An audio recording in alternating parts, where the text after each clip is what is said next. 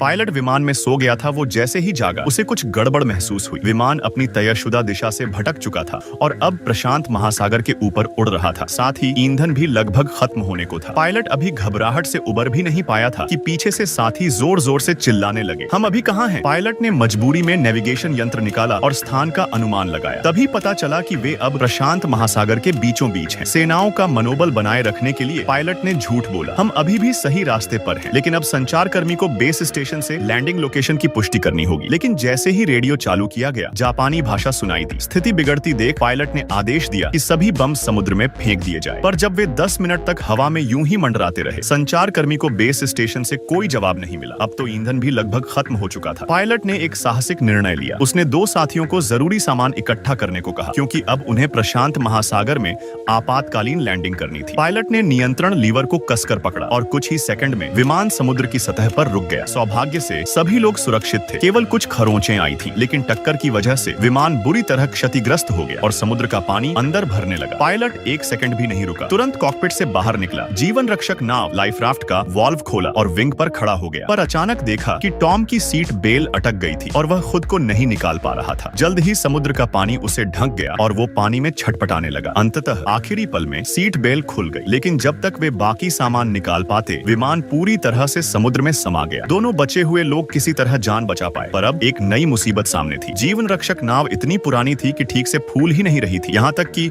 Inflation valve भी टूट गया था। थक हारकर जैक ने अपनी लाइफ जैकेट उतारी और पानी में डुबकी लगाई और नीचे जाकर आखिरी बचा रस्सी वाला वाल्व खींचा। सौभाग्य से जीवन रक्षक नाव खुल गई। तीनों लोग किसी तरह नाव पर चढ़े, पर वह इतनी छोटी थी कि तीनों को लेटना पड़ा ताकि तंगी कम हो। रात का समुद्र बेहद ठंडा था। ऊपर से सबके कपड़े भीग चुके थे। तीनों ठंड से कांपते हुए केवल एक दूसरे से चिपककर ही खुद को जिंदा रख पाए। उन्हें यह नहीं पता था कि असली दुःस्वप्न अभी शुरू ही हुआ है। सुबह हुई। पायलट सारी रात नहीं सोया, जबकि जैक और टॉम सो रहे थे जैसे कोई सुअर। पायलट ने दोनों को उठाकर काम सौंपा। हर किसी को एक दिशा देखनी थी ताकि किसी बचाव विमान को नजरअंदाज न किया जाए। शुरुआत में वे आशावादी थे। सोचा 3 घंटे में बचाव विमान आ जाएगा, पर 4 घंटे गुजर गए और कुछ नहीं दिखा। तभी जैक ने एक काले बिंदु को देखा। बिंदु बड़ा होता गया। वह उनका ही विमान था। तीनों ने कपड़े लहराए, पर किसी ने उन्हें देखा ही नहीं। जैसे जैसे विमान दूर होता गया, उनकी उम्मीदें भी डूबती चली गईं। अनुभवी पायलट ने कहा, हमने बचाव का एकमात्र मौका खो दिया है। वह विमान उसी मार्ग पर खोज कर रहा था जहां हम लापता हुए थे, और जहां रडार से खोज की जा चुकी हो, वहां दोबारा खोज नहीं की जाती। दोनों साथी निराशा में डूब गए और अब तो उनके पास पानी और खाना भी नहीं था। प्रशांत महासागर में जीवित रहना एक नई चुनौती बन गई। थोड़ा शांत होकर उन्होंने उपलब्ध चीजें निकाली। एक छोटा चाकू, एक पिस्तौल, एक नेविगेशन चेयर और 25 फीट की नायलॉन रस्सी। दिखने में सब कुछ था, लेकिन काम का कुछ नहीं। टॉम ने गौर किया कि जीवन रक्षक नाव 1937 की बनी थी, यानी अब 4 साल पुरानी। जरूरी नहीं कि कभी भी फट न जाए। सुरक्षा के लिहाज से उन्होंने वजन कम करना शुरू किया। सबने अपने जूते समुद्र में फेंक दिए। जैक ने बेमन से फेंका, लेकिन देखा कि पायलट ने अपने जूते नहीं फेंके। उसका कहना था, अगर कभी जमीन मिली तो चलना तो पड़ेगा। जैक को यह बात खटक गई, पर आगे चलकर यही जूते उनकी जान बचाने वाले थे। रात हो गई। प्यास से परेशान पायलट नाव के पिछले हिस्से में गया। जूते में खुद का पेशाब इकट्ठा किया और बिना झिझक एक ही बार में पी गया। जैक यह देखकर हैरान रह गया। बाप रे, दूसरे दिन कोई बचाव नहीं आया। न उन्हें यह पता था कि वे अब कहां प्याव रहे हैं। पायलट ने नेविगेशन चेयर और हवा की दिशा से अनुमान लगाया। आगे हवाई है 1900 मील दूर, पीछे सामोआ 1000 मील, दाईं ओर दक्षिण अमेरिका 6000 मील, सबसे पास का टारावा अब जापानी कब्जे में है। अब केवल प्रार्थना ही रास्ता था कि उन्हें दक्षिण की ओर बहा दिया जाए, क्योंकि सामोआ के रास्ते में 600 मील दूर एक छोटा द्वीप है। अगर सब कुछ ठीक रहा तो कुछ हफ्तों में वहां पहुंच सकते हैं। लेकिन समुद्र की हवाओं पर किसका जोर है? नेविगेशन चार्ट भी नहीं है। कई महीने भी लग सकते हैं या बीच में ही भूखे मर सकते हैं। अब वे एक दिन और एक रात से भूखे थे। कुछ खाना जरूरी था। उन्होंने एक पतली रस्सी ली, मैगजीन से स्प्रिंग निकाला, स्प्रिंग को मोड़ा, लाल कपड़ा लगाया। मछली पकड़ने का कांटा बन गया। थोड़ी देर में झटका महसूस हुआ। मछली फंस गई थी, पर जैसे ही खींचा, धागा टूट गया। मछली बहुत बड़ी थी, भाग गई। दोपहर को तेज धूप से आंखें नहीं खुल रही थी। प्यास से हालत खराब थी। उन्होंने कपड़े सिर पर रख ली। जैक बहुत देर तक मछली पकड़ता रहा। कुछ नहीं हुआ। गुस्से में वो पानी में कूद गया। टॉम भी कूदने वाला था कि पायलट ने रोका। शार्क है! सुनते ही जैक डर गया। तेजी से नाव की तरफ तैरा। चढ़ने के बाद हांफता रहा। पायलट ने कहा, अब कोई पानी में नहीं जाएगा। चौथा दिन तीनों की त्वचा धूप से जल चुकी थी। अब भी वे बातें कर रहे थे, मजाक कर रहे थे, लेकिन मछली नहीं मिली। 5वां दिन अब हालत गंभीर थी। चेहरे पीले, आंखों में कोई चमक नहीं। टॉम को भ्रम होने लगे, जैसे वो पानी पी रहा हो, पर ये भ्रम प्यास नहीं मिटाते। वो समुद्र का पानी देखता पर पी नहीं सकता, क्योंकि अगर उसने एक घूंट भी पी लिया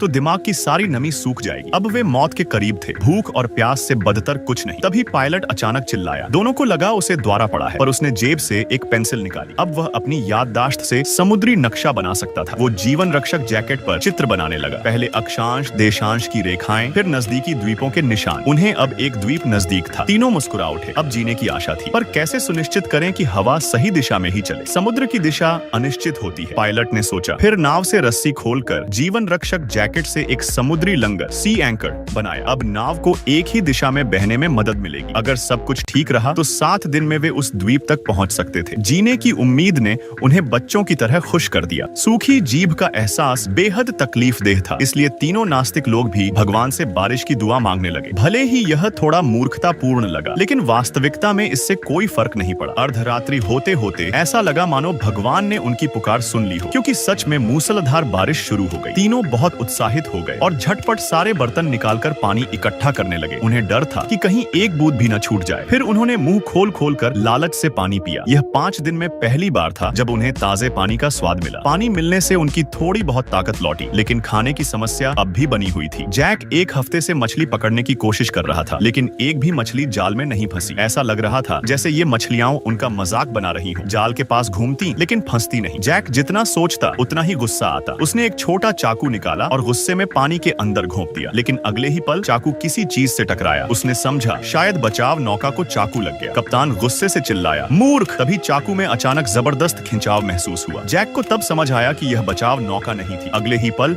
उन्होंने एक शार्क को खींच लिया था। तीनों ताकतवर लोग मिलकर शार्क को दबाए रखने लगे ताकि वह समुद्र में वापस न कूद जाए। जैक ने चाकू से शार्क पर बार बार वार किया। जब उन्हें यकीन हो गया कि शार्क मर चुकी है, तब जाकर उन्होंने उसे छोड़ा। अंततः तीनों को कच्ची मछली खाने को मिली। स्वाद भले ही खास न था, पर भूखे पेट से अच्छा तो कुछ भी था। खाने पीने के बाद उन्होंने बाकी मछली के टुकड़े मोजे में भरकर रख लिए ताकि आगे मछली पकड़ने के लिए चारा बनाया जा सके। इससे उन्हें खाने की कोई खास चिंता नहीं रही। उन्होंने बचाव नौका की सफाई की और खून का पानी समुद्र में बहा दिया, लेकिन उन्हें क्या पता था कि यही काम उन्हें खतरे में डाल देगा। थोड़ी ही देर में खून की गंध से कई शार्क वहां आ गई। तीनों लोग डर से कांपने लगे और हिलने की हिम्मत नहीं जुटा सके। बस भगवान से प्रार्थना करते रहे कि शार्क जल्दी चली जाए। आधी रात बीत चुकी थी। समुद्र दिन की तुलना में शांत था। जैक, जो अब निश्चिंत हो गया था, चेहरा धोने के लिए झुका ताकि कप्तान से ड्यूटी बदल सके। तभी एक शार्क ने उसका हाथ काट लिया। चीख सुनकर टॉम जाग गया और तुरंत पिस्तौल निकालकर शार्क पर फायर कर दिया। कप्तान ने जैक का घाव देखा। सिर्फ 3 काटने के निशान थे, अन्यथा वह ठीक था। कप्तान ने स्कार्फ से जैक की पट्टी बांधी। अब वे शार्क से पहले से अधिक सतर्क हो गए थे। समय बीतता गया और भोजन का भंडार भी घटता गया। बचाने की पूरी कोशिश के बावजूद खाना खत्म हो गया। जैक रोज पूरी मेहनत करता, लेकिन एक मछली भी नहीं फंसी। अब 15वां दिन आ पहुंचा। टॉम पूरी तरह टूट चुका था। वह कई बार खुद को गोली मारने की कोशिश कर चुका था। अच्छा हुआ जैक ने समय रहते उससे पिस्तौल छीन ली। टॉम चुप था, लेकिन जैक समझ गया वह क्या चाहता था। जैक ने पिस्तौल कप्तान की ओर तानी, जो उस समय सो रहा था। कप्तान ने कान के दर्द की परवाह किए बिना समंदर में छलांग लगा दी। थकी हारी हालत में उसने एक अल्बाट्रॉस समुद्री पक्षी पकड़ लिया, पर जब वह लौट रहा था तभी एक शार्क ने पीछा करना शुरू कर दिया। टॉम और जैक ने उसे सावधान किया। कप्तान ने पीछे देखा तो शार्क तेजी से उसकी ओर आ रही थी। वह डर के मारे पूरी ताकत से तैरने लगा, लेकिन इस संकट की घड़ी में पिस्तौल जाम हो गई। दोनों उसे ठीक करने की कोशिश करते रहे, पर कोई फायदा नहीं हुआ। शार्क नीचे गोता लगाकर हमला करने को तैयार थी। जैक और टॉम तेजी से नाव को खींचकर कप्तान की ओर ले गए और ऐन समय पर कप्तान को खींचकर नाव पर चढ़ा लिया। शार्क ठीक नीचे से निकल गई। इस बार वे बाल बाल बचे। अब उनके पास अल्बाट्रॉस था, इसलिए भूखे नहीं रहना पड़ा। उन्होंने पक्षी का स्वादिष्ट मांस खाया। जैक ने सोचा कि जब पक्षी यहाँ तक पहुँच गया है तो जमीन नजदीक होगी, पर कप्तान ने बताया कि ये अल्बाट्रॉस हजारों मील उड़ सकते हैं। यह सुनकर दोनों फिर निराशा में डूब गए। अब दिन 20वां था। सुबह कप्तान जागा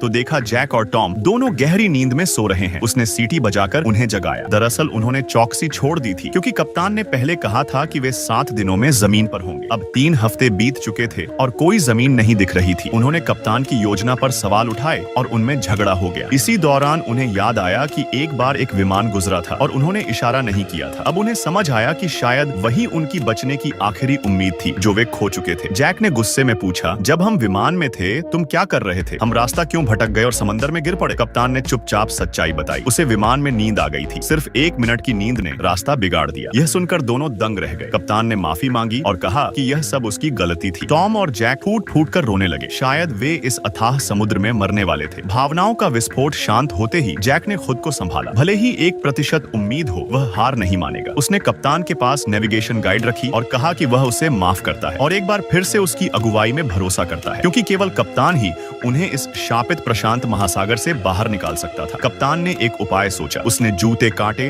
और उनमें छेद करके रस्सी बांधी और एक अस्थायी पतवार पार बना ली। अब जबकि हवा नहीं चल रही थी, वे खुद ही नाव को दिशा देने लगे। 30वां दिन आ गया। भूख और प्यास के कारण वे बहुत कमजोर हो गए थे। उनके हाथ बेहद थके हुए और असहाय लग रहे थे। सिर्फ कप्तान ही अपनी मजबूत इच्छा शक्ति के सहारे धीरे धीरे आगे बढ़ रहा था। लेकिन ज्यादा देर नहीं बीती थी कि आकाश अचानक काले बादलों से ढक गया। फिर एक जोरदार मूसलाधार बारिश शुरू हो गई। वे तुरंत अपने मुंह खोलकर इस दुर्लभ मीठे पानी का आनंद लेने लगे। मगर अजीब बात यह थी कि बारिश अचानक रुक गई। अगले ही पल तेज बिजली कड़की और गरजने लगी। तब जाकर उन्हें समझ में आया कि यह प्रशांत महासागर में अक्सर आने वाला एक तूफान है। वे अब भी भाग भी नहीं पाए थे कि एक विशाल लहर ने उन्हें निगल लिया। कप्तान गलती से उस लहर की चपेट में आकर समुद्र में गिर गया। दोनों साथी घबराकर तेजी से कप्तान की ओर बढ़ने लगे। शुक्र है कि कप्तान सुरक्षित रूप से वापस लाइफ राफ्ट बचाव नौका पर चढ़ आया। लेकिन तभी एक और भी बड़ी लहर उनकी ओर बढ़ रही थी। अब उनके पास सिर्फ एक ही रास्ता था, बचाव नौका को कसकर पकड़ लेना। मगर इतना करने के बाद भी वे विशाल लहर से पलट गए। उनके सारे उपकरण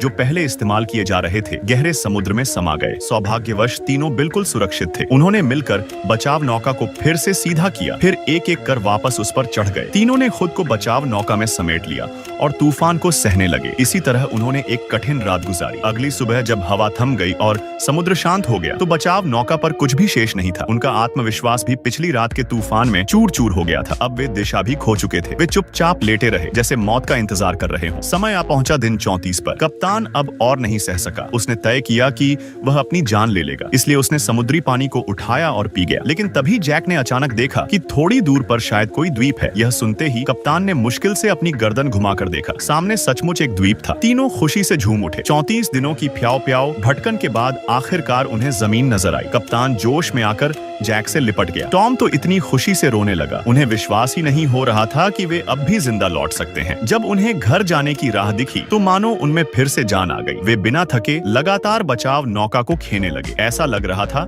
जैसे पहले की सारी थकान गायब हो चुकी हो। इस वक्त हर किसी के दिल में एक ही ख्वाहिश थी, अपने परिवार को जल्दी से देखना। बेहद मेहनत और कोशिशों के बाद वे अंततः समुद्र तट पर पहुंच ही गए। हैरानी की बात यह थी कि पास ही इंसानों के रहने के कुछ निशान थे। तीनों खड़े हुए और धीरे धीरे एक